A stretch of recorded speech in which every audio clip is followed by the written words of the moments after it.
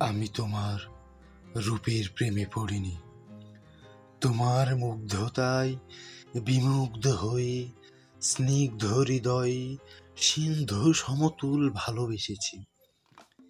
একটা নির্দিষ্ট সময় পর রূপ কিংবা মোহ ক্ষয়ে যায়, কিন্তু মুগ্ধতা মুগ্ধতা কখনোই শেষ হয় না। আর আমি সেই মুগ্ধতার প্রেমে পড়েছি, যেন অনন্ত অসীম কাল শুধুমাত্র তোমাকেই ভালোবেসে যেতে পারি। তুই ফেলে এসেছিস কারে মন মন রে আমার, তাই